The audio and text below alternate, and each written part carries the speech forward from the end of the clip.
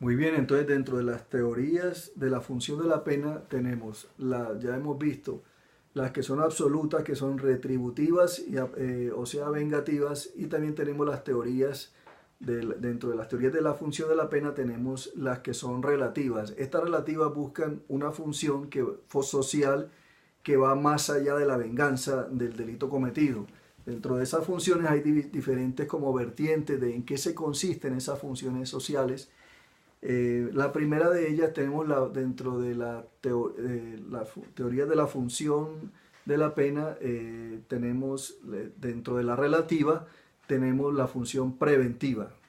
Como la palabra lo indica, previenen el delito a través de actos intimidatorios, como lo puede ser una normatividad. Ahora, dentro de las teorías de la función preventiva está la general, que es para todos, y la especial, que es para el delincuente. Dentro de la general está la general negativa, que ya la vimos. La general negativa, específicamente negativa, se refiere a la intimidación. Dentro de la teoría relativa, preventiva, general, general negativa, tenemos la que de la norma penal, que ya la acabamos de ver en el video anterior. Entonces, acuérdense, teoría, dentro de las funciones de la pena, tenemos teoría absoluta y estoy aprendiéndolas al mismo tiempo. Tenemos la absoluta y tenemos las relativas. La relativa general o preventivo general negativa. La tenemos en la norma penal y ahora la vamos a ver en la ejecución penal. Entonces, confirmemos.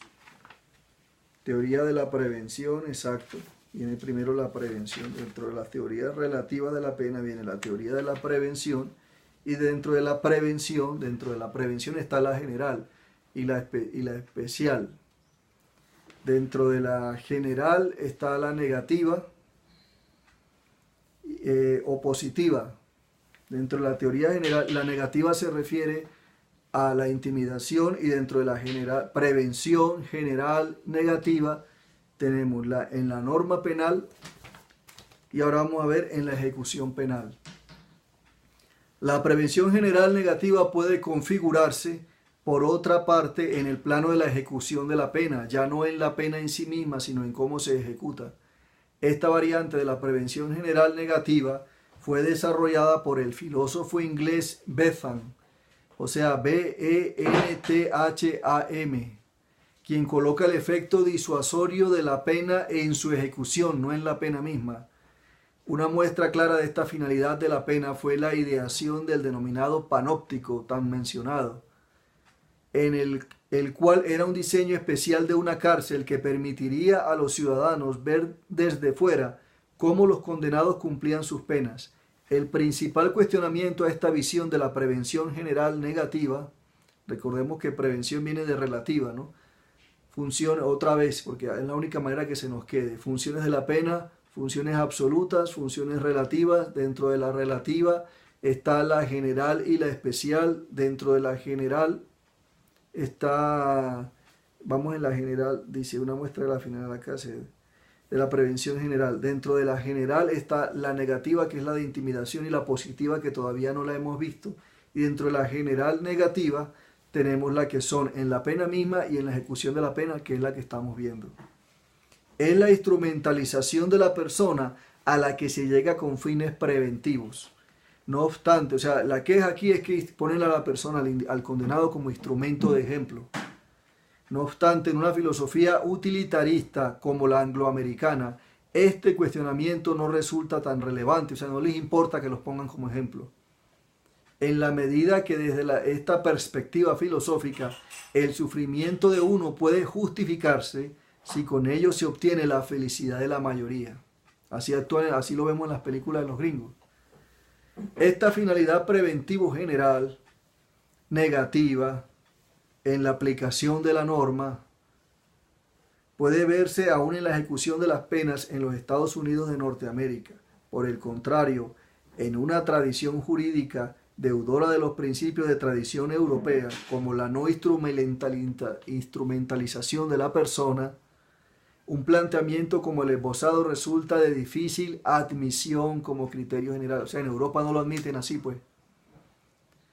Prevención general, aquí vamos ya hemos visto en la ejecución de la pena y en la pena misma. En la prevención general, negativa. Ahora vamos a ver la prevención general positiva. Todas pertenecen a las funciones relativas. La prevención. Entonces, vamos a ese mismo organigrama. Funciones de la pena. Funciones absolutas, retributivas, vengativas. Relativas. Funciones de la pena, otra vez. Funciones absolutas, retributivas, vengativas. Funciones de la pena, hacia este lado, serían las funciones relativas. Las relativas se dividen en general y especial. La general se divide en general negativa y general positiva. La general negativa puede ser en la norma y en la ejecución de la norma, de la pena. Y ahora vamos a ver la teoría relativa, preventiva, general, positiva. La formulación original de la prevención general positiva se mantiene en la lógica de la motivación de los ciudadanos, pero cambia en el mecanismo de su realización. O sea, a lo mejor va a decir que no lo hace intimidando. No es la intimidación a través de la amenaza penal la forma de motivar a los ciudadanos a no lesionar bienes jurídicos. Cada vez lo entiendo más. Sino el fortalecimiento que produce la pena en la convicción de la población sobre la intangibilidad de los bienes jurídicos. Desde esta lógica, la tarea del derecho penal consistirá en la protección de bienes jurídicos a través de la protección de valores éticos sociales elementales de acción, confirmando la pena al derecho como orden ético. Por ello, se agrega esta visión de la pena, superaría el peligro de un terror penal latente en una visión preventivo general negativa. Se va entendiendo ahí. Es que la segunda vez que lo leo, entonces lo entiendo más. Pues solamente, si ustedes pueden hacer un organigrama en el cuaderno, y entonces ya lo separan y cada vez que se les olvide ven dónde está cada una y cómo es el orden jerárquico en que va.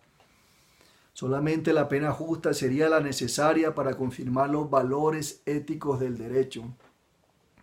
La teoría de la prevención general positiva no está, sin embargo, libre de objeciones, aunque parece tan buena. Se le ha cuestionado realizar una labor pedagógica y educativa que penetra indebidamente en la esfera de la autonomía atribuida jurídicamente al ciudadano. Es decir, la teoría general positiva lo que puede tener es que le lava el cerebro a la gente para que se convierta de una manera. Entonces vemos cómo las unas tienen los pros y los contras. La una es castigadora, pero deja a la persona, sea como usted quiera, pero si lo hace, castigo. En cambio la otra está diciendo, no, usted de entrada debe aprender a no ser así, pero entonces está eliminando, como decir, el libre albedrío en la persona. La teoría en este sentido, esta teoría tendría cierto corte autoritario al imponer a los ciudadanos ciertos valores éticos sociales de carácter elemental, pero peor es que lo dejen hacer lo que quieren y después lo castiguen, diría yo. Desde Kant, el derecho solamente puede exigir el cumplimiento externo de sus mandatos y prohibiciones, pero no procurar que el ciudadano asuma las razones de tales mandatos. O sea, Kant dice que debe estar la ley ahí y tal, pero que no se metan con el interior de la persona, según yo entiendo aquí. Vuelvo y repito, desde Kant el derecho solamente puede exigir el cumplimiento externo de sus mandatos y prohibiciones, pero no procurar que el ciudadano asuma las razones de tales mandatos y prohibiciones. El reconocimiento actual del derecho al libre desarrollo de la personalidad haría poco viable una teoría de la prevención general positiva, como la descrita en nuestro sistema jurídico. Ahora viene la prevención especial. Habíamos dicho que la teoría de la prevención podía ser general y dentro de lo general podía ser negativa y positiva. Dentro de lo negativa podía ser en la norma y en la aplicación de la pena. dentro de la positiva, vimos cómo de pronto usted se vulnera como el interior de la persona. Ahora vamos a ver la prevención general, ahora vamos a ver la prevención específica. Entonces tenemos el mismo orden. Funciones de la pena, la absoluta, retributiva, vengativa. Funciones de la pena, la que es relativa. Dentro de la relativa tenemos la preventiva, ¿cierto? Y dentro de la preventiva podía ser la general, que podía ser general negativa y general positiva. Y preventiva, general negativa podía ser en la norma y podía ser en la ejecución de la pena. Y podía ser general positiva, o sea, relativa, general, relativa, preventiva, general, y ahora vamos a ver la especial. La llamada teoría, prevención especial, teoría relativa, preventiva, especial. La llamada teoría de la prevención especial parte también de la idea del efecto motivatorio de la pena, pero entiende que este efecto no se dirige a la colectividad, sino al delincuente. En este sentido no sería una teoría de la norma penal, sino una teoría de la ejecución de la pena. La comprensión de la pena como prevención especial estuvo contenida en el proyecto político criminal de von Liszt, L-I-S-Z-T. En lo posible les prometo que les voy a grabar un video con tablero para irle haciendo, escribir los nombres de cada una y que se note como en un mapa conceptual la jerarquía de cada uno de los conceptos que estamos viendo. Contando con un amplio desarrollo por parte del positivismo italiano. Según esta teoría, o sea, la prevención especial, relativa, preventiva, especial, no la general.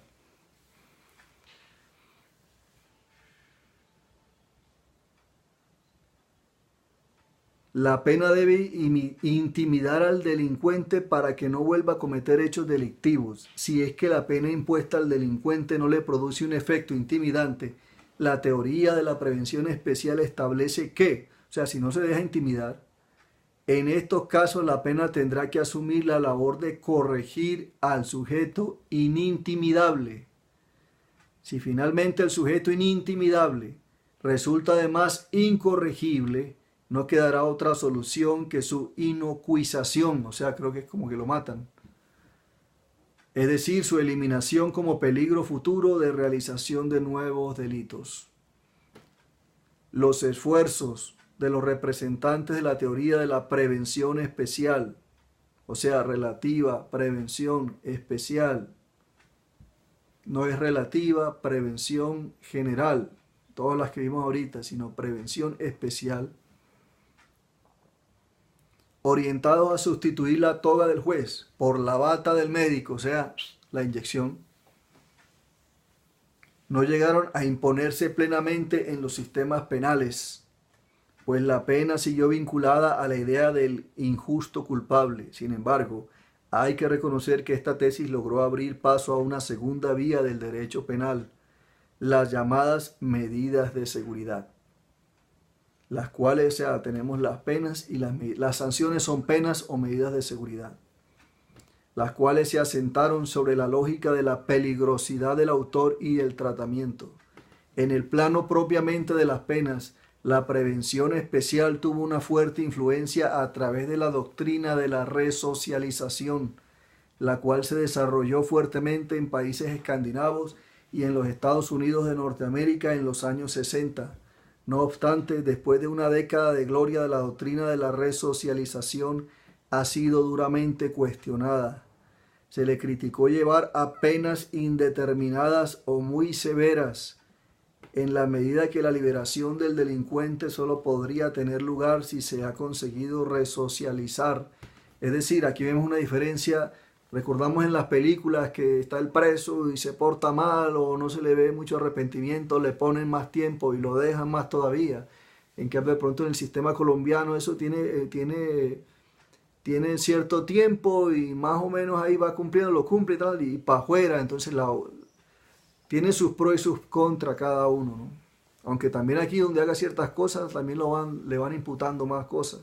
pero eso se nota más en Estados Unidos, que medio da una seña y clávenle más todavía. Se le criticó llevar a penas indeterminadas muy severas en la medida que la liberación del delincuente no solo podría tener lugar si se ha conseguido resocializar, lo cual en la situación actual de las cárceles resulta casi un milagro. Pero, por otra parte, nos dice aquí el autor peruano, esta perspectiva de la pena legitimaría imponer al delincuente un determinado esquema de valores, el socialmente imperante, entre paréntesis, lo cual vulneraría el ámbito de autonomía constitucionalmente reconocido a las personas, o sea, el libre desarrollo de la personalidad. Se mete con la personalidad de la gente. Por todo lo dicho, el fin de resocialización de la pena se ha convertido más bien en una garantía del delincuente, es decir, en una posibilidad que se le ofrece para poder reinsertarse en la sociedad. Artículo 100, bueno, eso ya es del Perú. Si el delincuente aprovecha o no esta facilidad, quedará sometido a su absoluto criterio. La teoría de la unión. Entonces ya vemos que dentro de las funciones las funciones de la pena, las absolutas y las relativas. Dentro de las relativas está la general y la específica, la preventiva, ¿no? La preventiva primero y después viene general y específica. Dentro de la general tenemos la negativa y la positiva, ya vimos cada una de ellas. Dentro de la negativa tenemos las que son por norma y por la ejecución de la pena, la positiva la que se mete como con la personalidad del individuo, y ahora tenemos en esa misma jerarquía, en la norma penal, en la ejecución penal, prevención especial, teoría de la unión. Esa de la unión está en jerarquía con prevención general.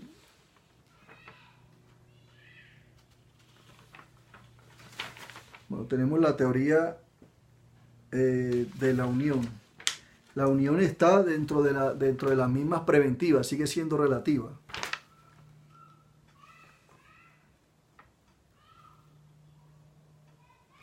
Prevención general negativa, prevención general positiva, que ya la vimos. Prevención especial. Sí, prevención especial.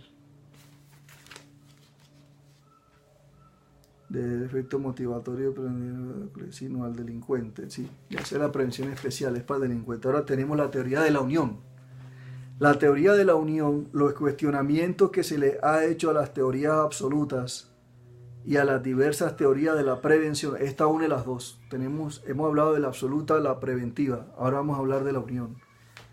Los cuestionamientos que se le ha hecho a las teorías absolutas y a las diversas teorías de prevención han llevado de alguna manera a la formulación de teorías de corte ecléptico que buscan corregir los excesos a los que se llegaría con la asunción de la perspectiva de solo una de ellas, o sea, o solo la absolutista, que es retributiva, vengativa, o la relativa. Si solamente escogemos la absoluta o la relativa, de pronto cada una tiene pros y sus contras. La teoría de la unión propone unir lo mejor de ambas. Es así que se han desarrollado teorías de la pena que combinan la perspectiva retributiva con los fines de la prevención. Dentro de las teorías de corte ecléptico destaca especialmente la llamada teoría de la unión o unificadora, según la cual la pena cumpliría una función retributiva, preventivo general. Mire la combinación que tiene. Retributiva, preventivo general y resocializadora. La idea central de esta formulación doctrinal es que todas las teorías de la pena contienen puntos de vista aprovechables, o sea, lo mejor de cada una, por lo que conviene aprovecharlos en una formulación conjunta.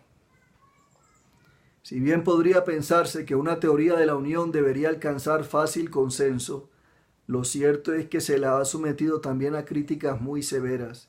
El reproche más duro que se le hace es crear niveles excesivos de discrecionalidad, en la medida que tanto el legislador como el juez podrían recurrir a cualquier teoría de la pena en función de la decisión que quisieran tomar. Es decir, si hay una vertiente que es más severa y otra que es como más humana, entonces le abren todo un abanico al juez para que escoja, bueno, yo quiero que en este caso sea severa. Y a veces dice, no, yo quiero que en este caso sea más blanda.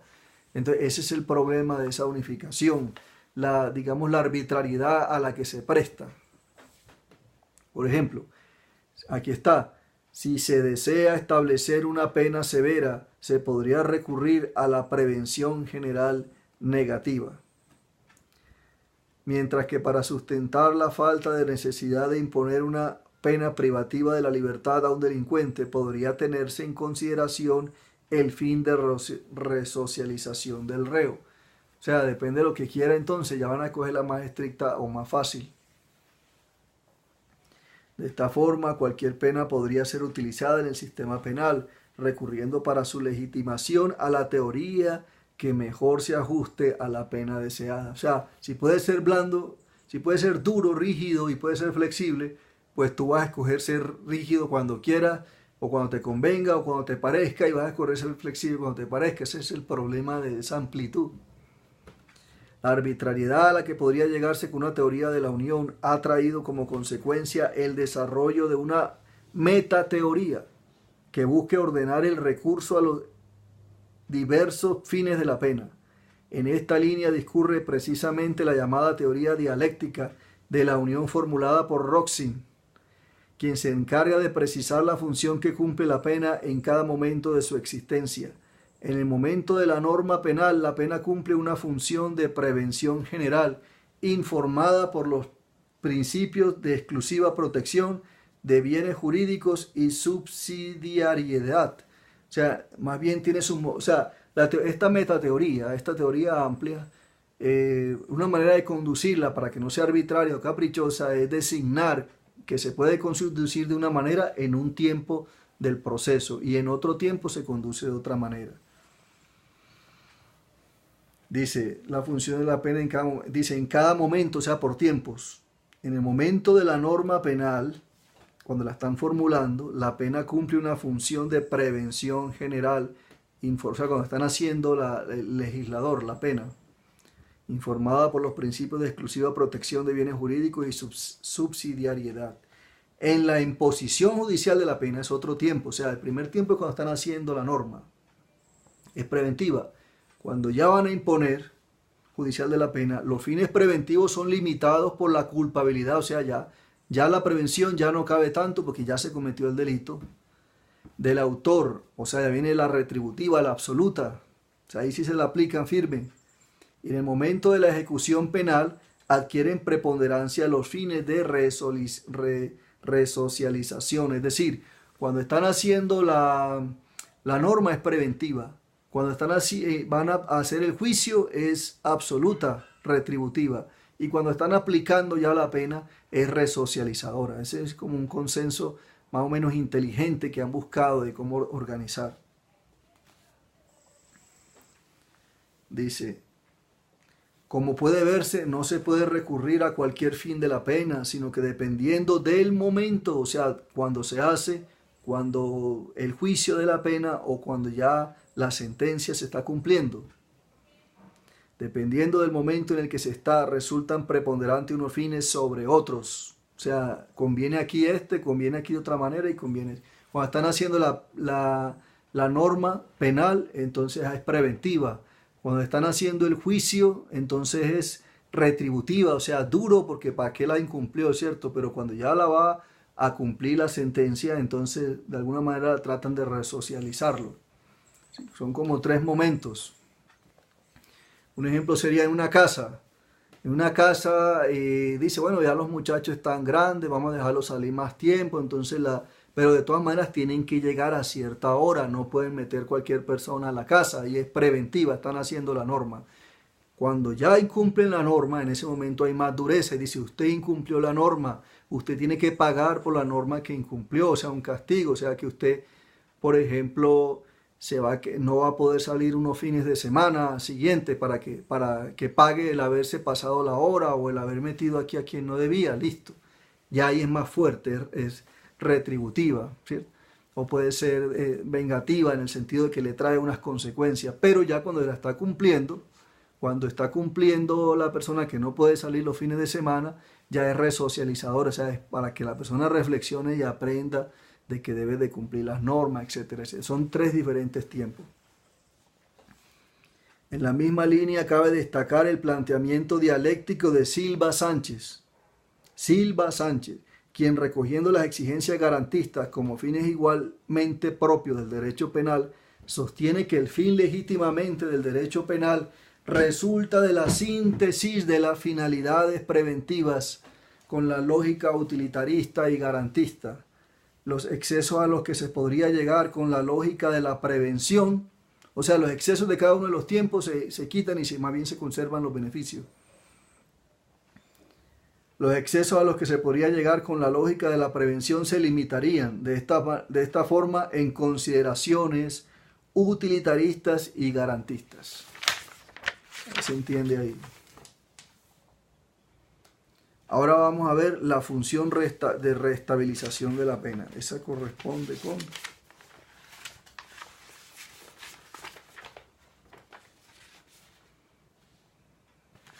teorías absolutas de la pena. Entonces, dentro de las teorías relativas de la pena, tenemos que la función sobre la pena estaban las teorías absolutas y las teorías relativas. Dentro de las teorías relativas habíamos dicho que había unas que eran de prevención. Ahora vamos a ver otro punto que se llama la función de restabilización de la pena. Eso es dentro de lo relativo. Dejando acá de lado, estamos en lo relativo acá. Hasta ahora la exposición se ha centrado en las distintas variantes de las teorías preventivas de la pena o de las teorías eclépticas, que parten de la lógica de la prevención. Sin embargo, la función social de la pena puede configurarse de un modo distinto a como lo hacen las teorías de la prevención. Entonces yo diría más bien que es más bien al lado y no debajo de la relativa, ¿cierto? Entonces tenemos la absoluta, la relativa y ahora vamos a ver la función restabilización de la pena. En el escenario doctrinal ha aparecido el planteamiento de Jacobs. Si bien este mismo autor denomina su comprensión de la pena, al igual que su maestro, prevención general positiva, o sea, él tiene una teoría, una tesis, que se llama Jacobs, prevención general positiva. La nombra igual a la de su maestro. Un análisis de su planteamiento muestra claras diferencias con la prevención general positiva de Wetzel, W-E-L-Z-E-L. Ese debe ser el maestro de Jacobs. Jacobs cuestiona que la función del derecho penal sea motivar a las personas a evitar lesiones a los bienes jurídicos. Él cuestiona eso, que esa motivación de evitar transgredir, pues, en la medida que cuando el derecho penal aparece en escena, estos se encuentran ya lesionados, o sea, ya ¿para qué?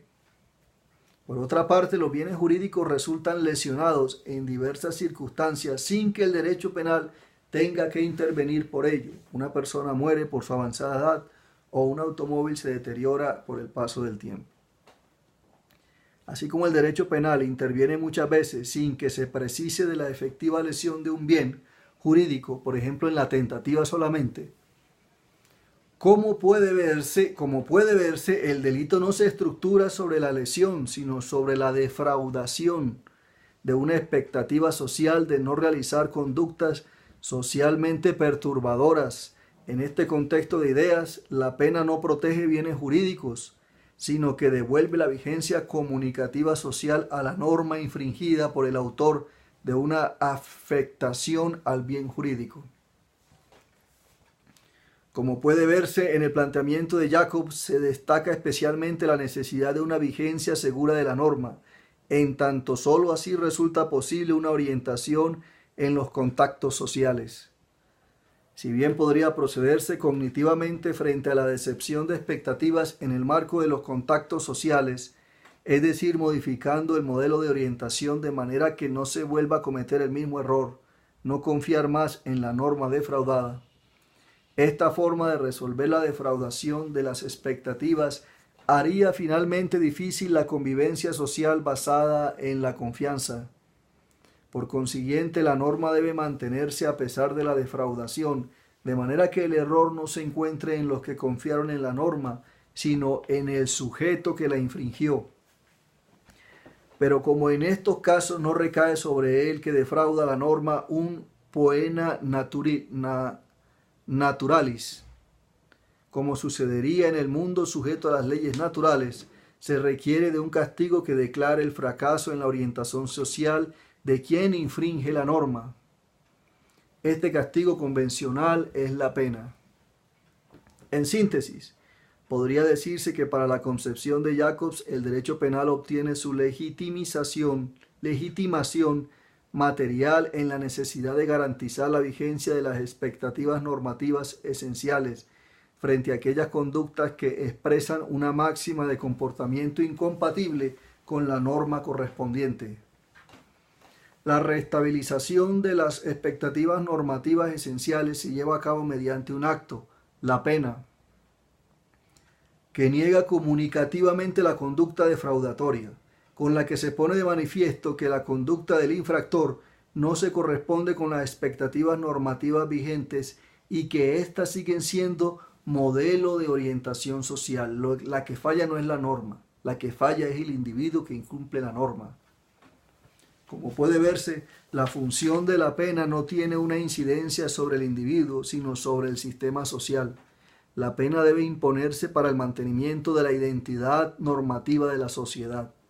La concepción de Jacobs no se ha visto exenta de críticas. A la comprensión de la pena como comunicación se le ha cuestionado dejar de lado la naturaleza de la pena como un mal, de forma tal que podría llegarse a una pena que reestabilice la vigencia de la norma sin que necesariamente lleve aparejado un mal para el autor. Esto es más sofisticado. Por lo tanto, si en algún momento la norma pudiera restablecerse solo con la declaración del carácter incorrecto del comportamiento, ya no sería necesario imponerle al autor un mal adicional, por ejemplo, la privación de la libertad. Además de esta crítica, al planteamiento de Jacobs se le ha objetado centrar la función de la pena en la vigencia de la norma. Centrar la función de la pena con independencia de si esta resulta legítima o no. Desde esta perspectiva, la pena cumpliría idéntica función tanto en su estado de derecho como en su estado totalitario. En cierta forma, el planteamiento de Jacobs podría ajustarse también a un sistema no democrático.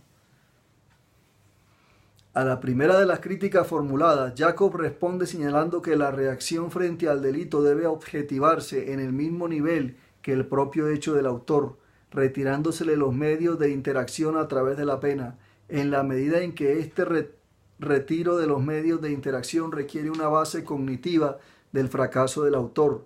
Resulta necesario que la pena produzca una aflicción de dolor.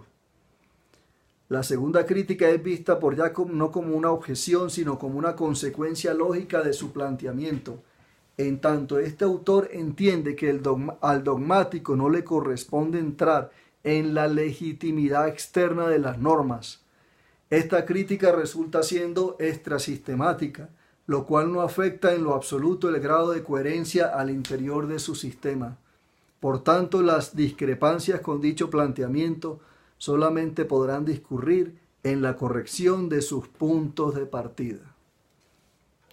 Lo retroceden, lo vuelven a escuchar, lo analizan unas 2 o 3 veces hasta que vamos organizando en la mente qué es el orden y qué es y a dónde nos quiere llevar el autor con lo que está explicando ahí. Al final termina siendo un sentido lógico.